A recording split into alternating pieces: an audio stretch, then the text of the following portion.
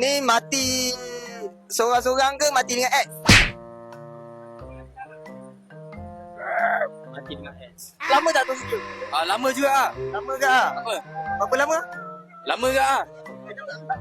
Lama mana? Lama ke?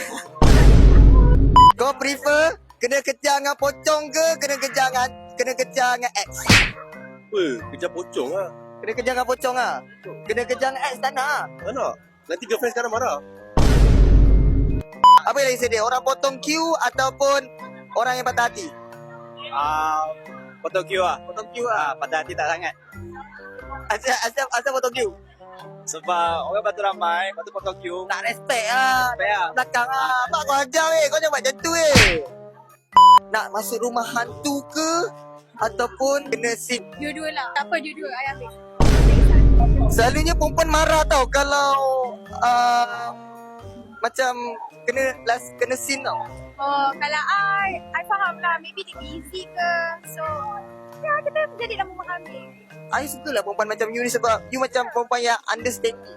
Lagipun kita dulu dah check dulu lama kan. So, lambat.